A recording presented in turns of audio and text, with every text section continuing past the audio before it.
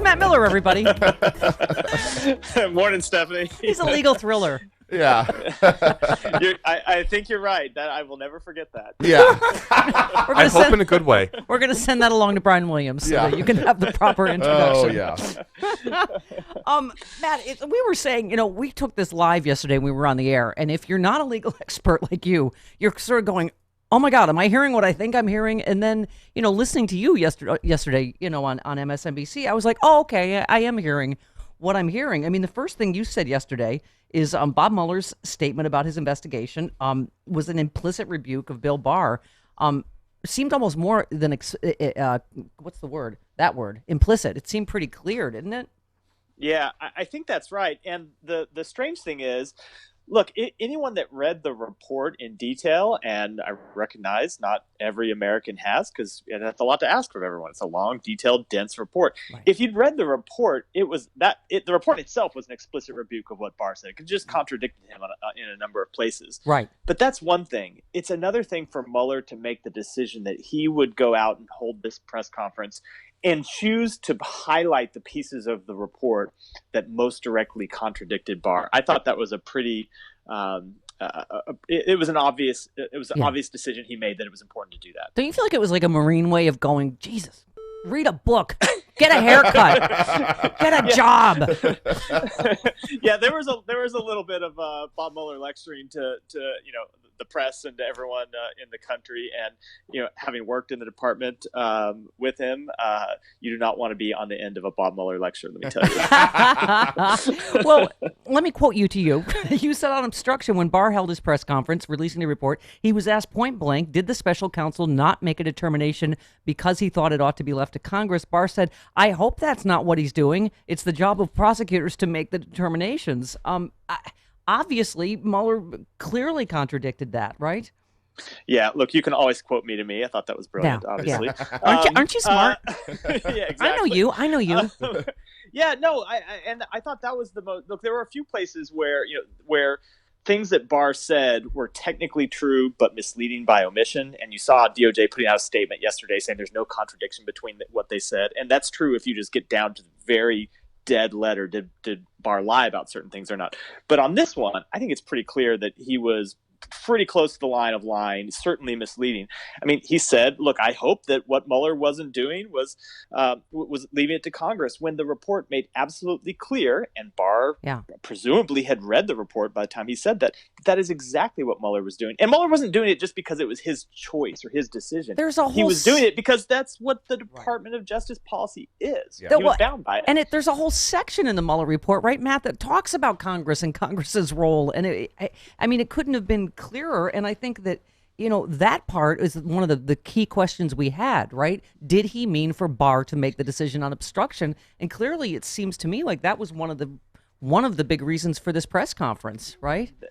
Yes, that's right. It's clear that he didn't think Barr should make that determination, because it's clear that he thought the Justice Department shouldn't make that determination, that the Justice Department should leave that to Congress, especially when there's such clear evidence of obstruction of justice. And he did, that it's complicated because he has this, it's kind of a one-way ratchet where he says, I can only clear someone, but I can't clear him because, we think he did it.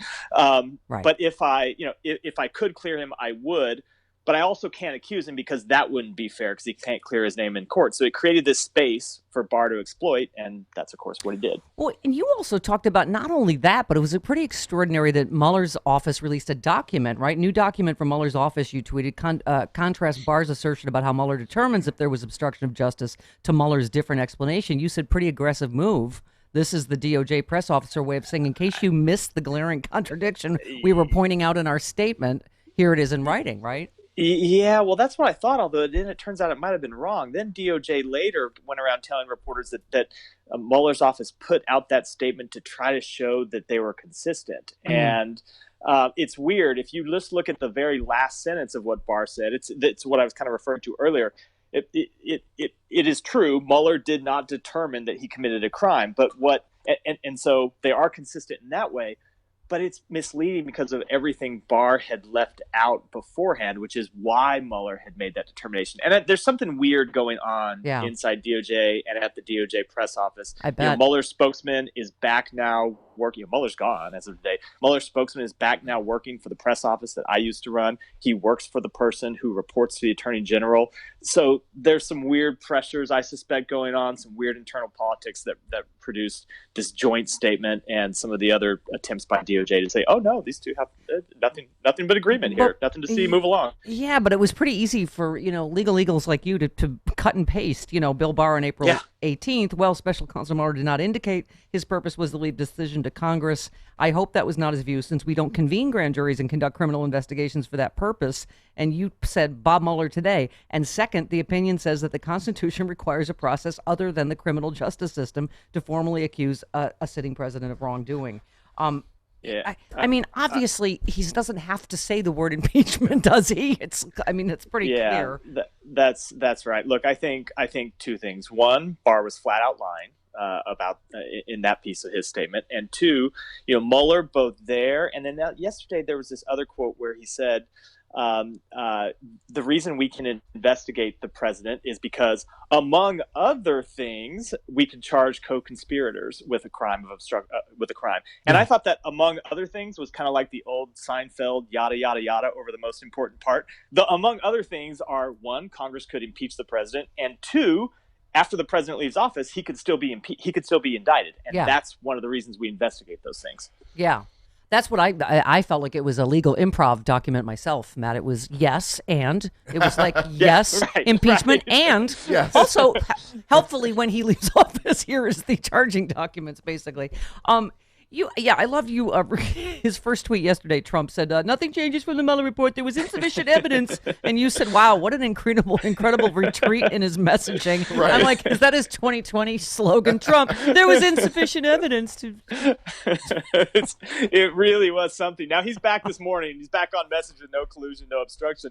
But he really was, you could see, a little bit struggling to try to come up with, the funny thing about Trump is he does it all in real time. Yeah. Most presidents would kind of huddle with their advisors and say, what's the best way we could spin what just happened?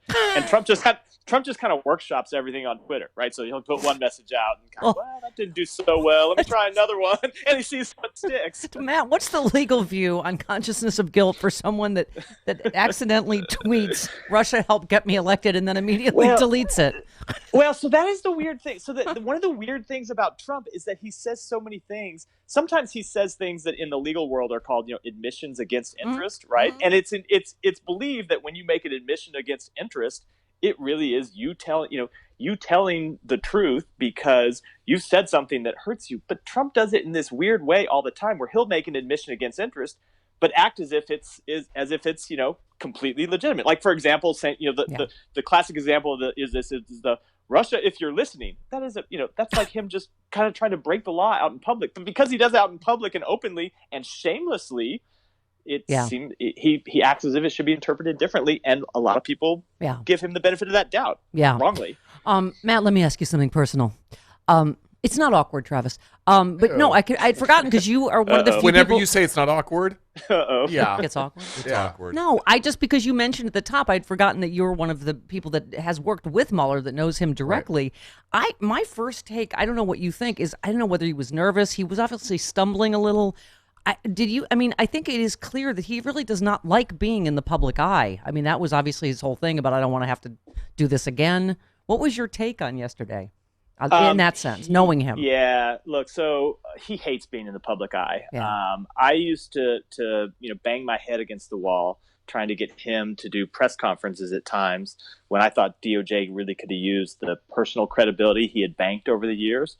And he just would never do it. He didn't see his personal credibility as something he ought to spend on public communications. I think he thought that his personal credibility had been built and it would lend credibility to his actions. And I think you saw some of that yesterday. And I think, I think part of the reason he did this press conference was to correct the record. But I think a big part of it was a tactical decision to try to stave off an appearance before Congress, because he really doesn't want to be the center of a story in a big partisan politicized hearing. And so he did this trying to tell Democrats in Congress, is this enough?